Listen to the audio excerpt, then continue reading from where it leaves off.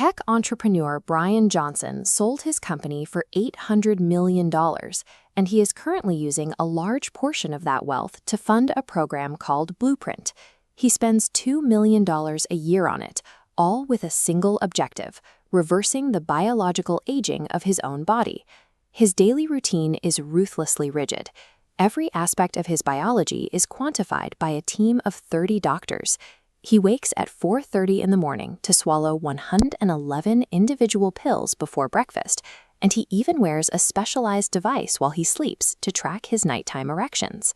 In April 2023, he took his methodology to the absolute limit. Johnson had his 17-year-old son hooked up to a machine to extract his blood plasma, which was then directly injected into Johnson's own veins. Johnson's methodology represents the latest iteration of a 2,000-year-old obsession, proof that the wealthiest humans have always looked to biohack their way out of dying.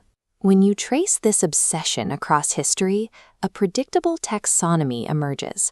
Whenever humanity tries to cheat death, they inevitably fall into one of 4 distinct, deadly scientific traps. The first trap is the logic of pure materials. It relies on the assumption that if a substance is incredibly durable or exotic, swallowing it will transfer that permanence to the human body.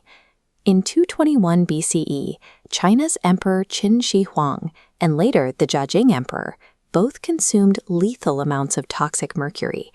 Because mercury has the unique ability to shift smoothly between a liquid and a solid, the era's alchemists took it as physical proof that death itself could be reversed.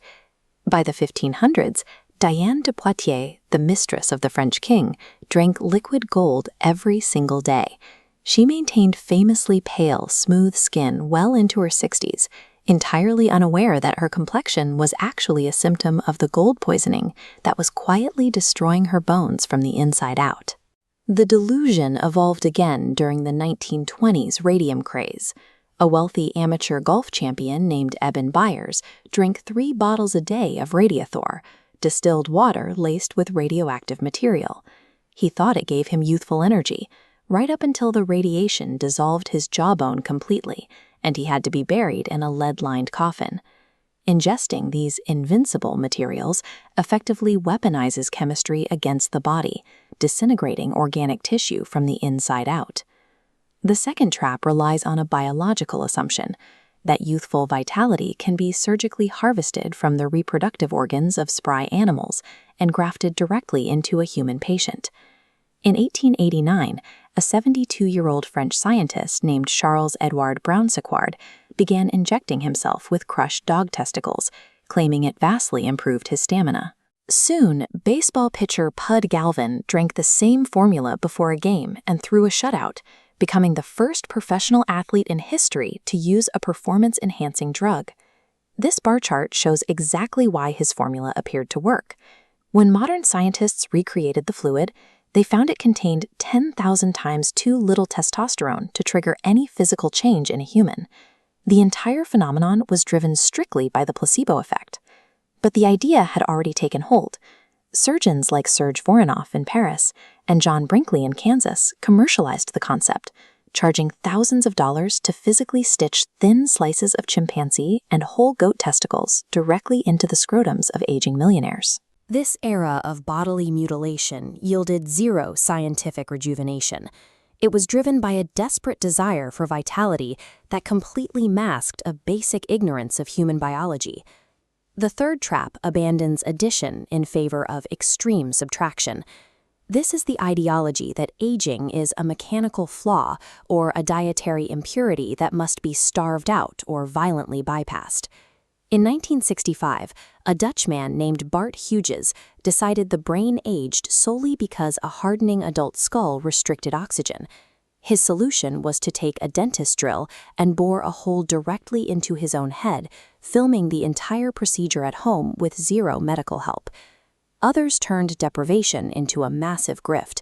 Wiley Brooks charged millions of dollars teaching breatharianism, the idea that you can live forever by consuming nothing but light and air.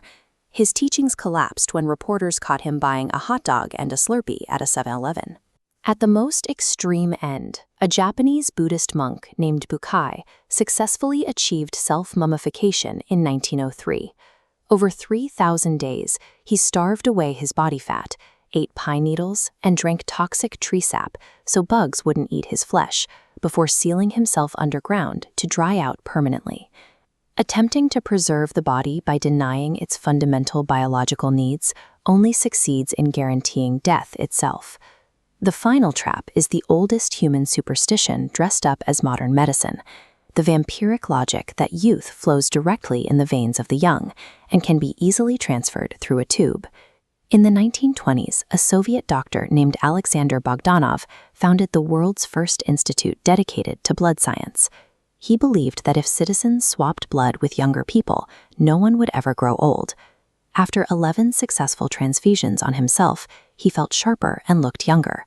But the fatal flaw arrived on his 12th swap. He took blood from a 21-year-old student sick with malaria and tuberculosis. The student made a full recovery, but Bogdanov died 2 weeks later, using his final hours to document his own agonizing symptoms. The vampiric method fails because human biology is not an engine block. You cannot save a decaying, incredibly complex system simply by topping off its fluids.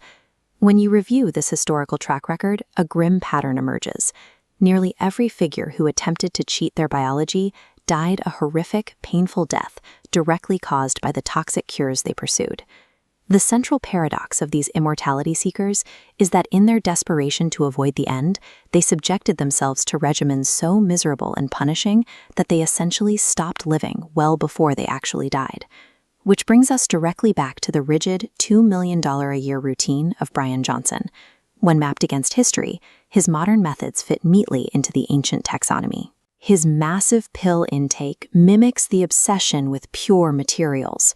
His tightly restricted diet echoes ascetic extremes, and harvesting his 17-year-old son's plasma is a direct revival of vampiric exchange.